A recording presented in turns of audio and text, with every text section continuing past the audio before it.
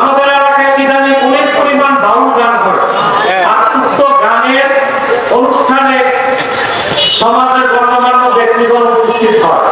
তারপর স্টেজে মাইক নিয়ে তারা ঘোষণা করেছে বাউল গান নাকি আত্মার খোরাক, নওজুবিল্লাহ। সকল প্রকার গান বাদ্য শরীয়তে হারাম এবং নাজায়েজ। ভালো করে মনে রাখবেন, চার মাযহাব একমত। ইন্না সামাআতাল বিনাফিসকুল ওয়াল জুলুসা ফি মাজলিসি হামিদাতুন ওয়াত তালাজ্জুজা বিহা কুফরুন। গান বাদ্য শোনা হারাম, গান বাদ্যের মজলিসে যাওয়া মুনাফিকি, গান বাদ্য শুনে স্বাদ উপভোগ করে তাকে বৈধ মনে করা কুফরি। তোমরা সবাই বসে যাও, একজন আপনারা থাকবেন, নম্বরের কথা বলে অতএব এই গান বাদ্য থেকে দূরে থাকবেন, ইনশাআল্লাহ। বিদায় লগ্নে আরেকটা কথা বলি, আপনার এখানে বিভিন্ন দল ও মতের মুসলমান আছেন। কেউ আওয়ামী লীগ, কেউ বিএনপি, কেউ জাতীয়তাবাদী, কেউ জামাত, কেউ কওমি, কেউ আলিয়া। ভাই মারামারি করেন না, আমরা মুসলমান। দলীয় মতভেদ থাকতেই পারে, তা থাকবে রাজপথে এবং সংসদে, কিন্তু তিনটি স্বার্থে আমরা এক হয়ে যাব। ইসলামের সুমহান স্বার্থ রক্ষায় আমরা ঐক্যবদ্ধ হব, মুসলমানদের মৌলিক দাবি আদায়ে আমরা ঐক্যবদ্ধ হব, আর বাংলাদেশের স্বাধীনতা রক্ষায় আমরা ঐক্যবদ্ধ হব। আমাদের এই তিনটি স্বার্থের বিরুদ্ধে বাংলাদেশে চক্রান্ত চলতেছে, ঠিক কিনা? এই চক্রান্তের বিরুদ্ধে আমাদেরকে অবশ্যই একত্রিত হইতে হবে, ঠিক কিনা? একত্রিত থাকতে হবে কিনা? আমাদের স্বাধীনতা এখন হুমকির মুখে, এটা টের পান? আমেরিকা চাচ্ছে বাংলা ইন্দো প্যাসিফিক অঞ্চলে শাসন করতে, বাংলাদেশে ঘাঁটি গাড়বে। এই জন্য আমি বাধ্য হয়ে ডক্টর ইউনূসের বিরোধিতা করেছিলাম। অনেকে আমাকে ভুল বুঝছে। আমার কথা, তিনি তো এসে আমেরিকার এজেন্ডা বাস্তবায়ন করবে, আমাদের দেশের সমাধান আমরা করব। আমেরিকাকে হস্তক্ষেপ করতে দেওয়া যাবে না, কারণ রুটি বন্টনের দায়িত্ব বানরকে দিলে বানর তো পুরাটাই খাবে, ঠিক কিনা? অতএব এই তিনটি স্বার্থে আমরা এক হব। আমাদের এই তিনটি স্বার্থের বিরুদ্ধে কাজ করতেছে তিনটি অমুসলিম সম্প্রদায়, তার মধ্যে সবচেয়ে কুখ্যাত হচ্ছে কাদিয়ানী সম্প্রদায়। নিঃসন্দেহে তারা কাফের এবং অমুসলিম। তাদেরকে যারা কাফের করবে না, তারাও কাফের, কারণ তারা আল্লাহর আখিরি নবী মুহাম্মদ সাল্লাল্লাহু আলাইহি সাল্লামকে আল্লাহর শেষ নবী হিসেবে বিশ্বাস করে না। চিল্লায়ে বলেন নাউজুবিল্লাহ। এজন্য তারা কি কাফের? তাদেরকে যারা কাফের করবে না, তারা কি কাফের? কিন্তু তারা মানুষকে ধোঁকা দিতে মুসলমানদের মতো দাড়ি রাখে, টুপি লাগায়, মুসলমানদের মতো নাম রাখে। তাই বলি কি তারা মুসলমান হবে? দাড়ি রাখলে কেউ যদি মুসলমান হতে পারত, রবীন্দ্রনাথ ঠাকুরের চেয়ে বড় মুসলমান ছিল। এটি মুসলিম ছিল না? টুপি রাখলে মুসলমান হওয়া যায়? কথা বলেন। ভারতের পার্লামেন্টে দেখবেন ভিডিওতে কংগ্রেসের হিন্দু এমপিরা লম্বা টুপি লাগায়। তাই বলি কি তারা মুসলিম হবে? নাম রাখলে মুসলমান হওয়া যায়? এক শয়তান দুপুরে পেশাব করে উপরে নাম লেখছে শরবত, ওটা কি শরবত হবে? ভিতরে কি আব্দুল আউয়াল, আব্দুল সামাদ, মুবাশশির আলী, কবির চৌধুরী, শাহরিয়ার কবির, ঝুম মজুমদার, এসব নাম রাখার দ্বারা তারা মুসলমান হতে।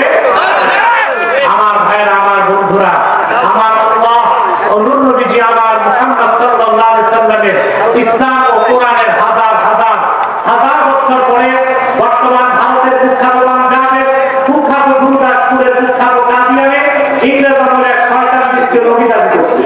চিল্লায় বলেন নাউজুবিল্লাহ। শয়তানের নাম রেখেছিল তার বাপ মির্জা গোলাম আহমদ কাদিয়ানি। সাবধান, তাকে গোলাম আহমদ বলা যাবে না, কারণ গোলাম আহমদ অর্থ আহমদ এর গোলাম। কোন কাফের কোনদিনও গোলাম আহমদ এর গোলাম হতে পারে না।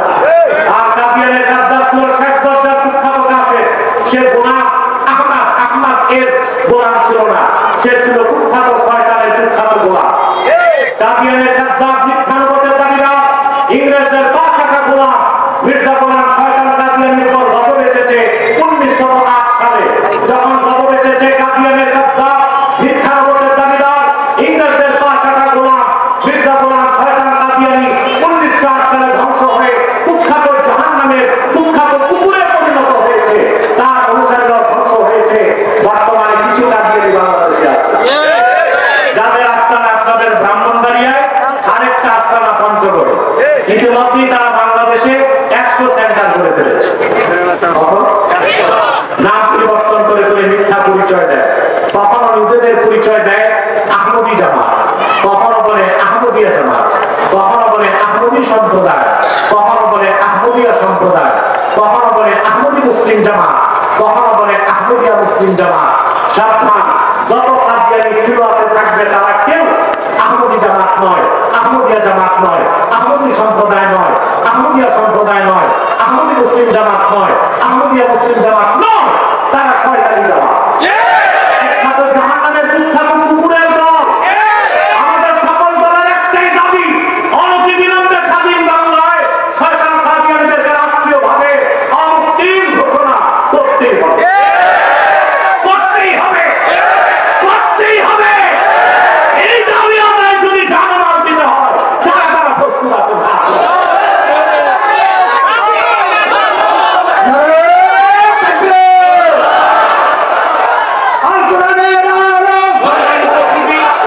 সম্মানিত শুধু তাদেরকে অর্থনৈতিক সহযোগিতা করবেন না, করেন কি করেন? প্রাণ কোম্পানির যত জিনিস তাদের, সেদান কোম্পানির জুস তাদের, আর এক তেলের পণ্যগুলো তাদের, প্রথমালোর জিনিসটা তাদের পণ্য তাদের, এগুলো ভাববেন না, কিনবেন না, বেচবেন না, মনে রাখবে। আরেকটা মুসলিম সম্প্রদায় আমাদের বিরুদ্ধে কাজ করছে, এটা হচ্ছে ইসাই জামাত, কিনা? এটা খ্রিস্টানদের একটা দল, এরা দাঁড়িয়ে রাখে, ছুটি লাগায়। 1975 সালে তারা বাংলাদেশে এসেছে। কত সালে? এই পর্যন্ত 2.5 লক্ষ পরিবারকে তারা খ্রিস্টান বানিয়েছে। তাদের মাস্টার প্ল্যান 2050 সালের আগে 6 কোটি মানুষকে খ্রিস্টান বানাবে। তারপর বাংলাদেশের পার্বত্য চট্টগ্রাম, ভারতের মিজোরাম আর বার্মার আরাকান, এই 3টা জায়গা নিয়ে একটা খ্রিস্টান রাষ্ট্র বানাবে। নামে খ্রিস্টান রাষ্ট্র, চালাবে ইহুদিরা। অতএব খ্রিস্টান মিশনারির ব্যাপারেও সজাগ থাকবে। আরেকটা ফেরকার কথা না বললে নয়, হিজবুত তাওহীদ। এটা আসলে হিজবুত তাওহীদ না, হিজবুত শয়তান। তাদের কাজই হচ্ছে মানুষকে বলে দেশে যত আলেম আর পীর মাসায়েখ সব ধর্ম ব্যবসায়ী। ইহুদিরা তাদেরকে একটা কন্ডাক্টরই দিচ্ছে। তার কারণ আলেমদের থেকে জাতিকে সরাইতে পারলে আর কিছু লাগে না। যে বকরির পালে রাখা নাই, ওই বকরি যায় বাঘের পেটে। আর যে কওমের নেতৃত্বে আলেমরা নাই, ওই কওম যায় বিজাতির পক্ষ। এদের ব্যাপারে সাবধান থাকবেন, পারবেন ইনশাআল্লাহ। আসুন আমরা দোয়া করি, 11 বার ইস্তেগফার করুন, 3 বার সূরা ইখলাস করুন, আর 1 বার সূরা ফাতিহা করুন। দেখছেন আল্লাহ কি সুযোগ দিয়েছে? নিয়াশা তোমাদের ইতিহাস হয়ে থাকবে, বৃষ্টিত বস্ত তোমরা। আল্লাহ কবুল করুন। বলেন আল্লাহ। কিছু বলবে? কিছু বলবেন? দাও একটা কিছু বলুন।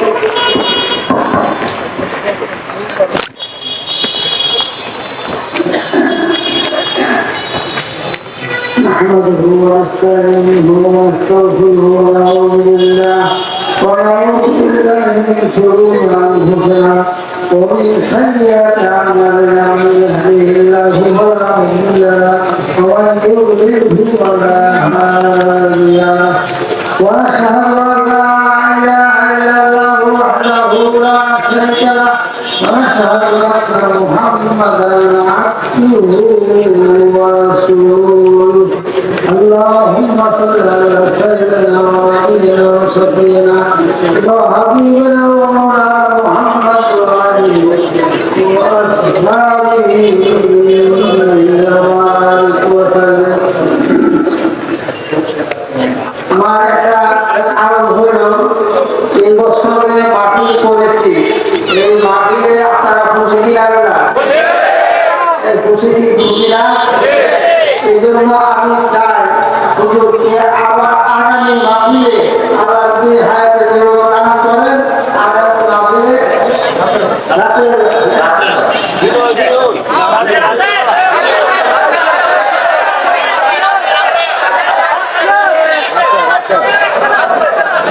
আমি আসবো ইনশাআল্লাহ, দিনের আগাতে বলবো। আরে ভাই, আমার সময়তে দিনে করবা, হেলিকপ্টার লাগবে না, গাড়িতে আসবে। আমার সময় তাহলে তোমাদের লাখ টাকার উপর বলতে আমার সময় দিলে আমি গাড়িতে আসবো, কিন্তু ডেট আমি দিব। আর তোমরা কত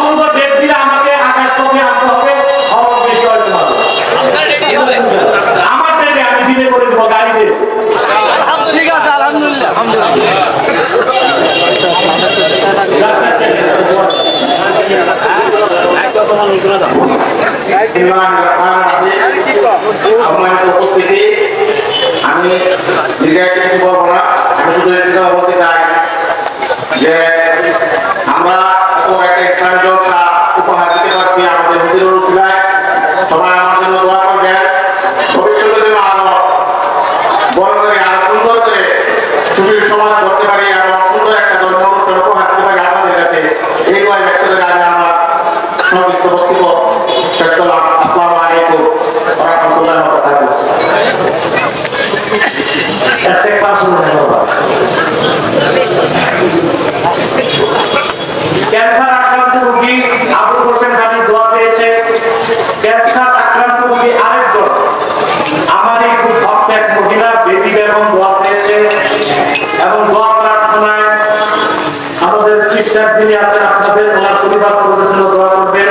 তারেক আশরাফ দোয়া চেয়েছে, উপজেলা চেয়ারম্যান প্রার্থী যারা দোয়া চেয়েছে, তারপরে শামস আলম যারা শামস আলম উপজেলা উনি দোয়া চেয়েছে, বক্তব্য রাখতে সুযোগ পাওয়া নাই, উনি দোয়া চেয়েছে।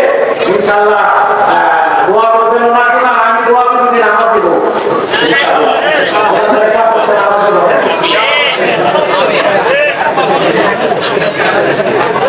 আমার সেবা জন্য ছাত্র ফয়সালের জন্য দোয়া করবেন।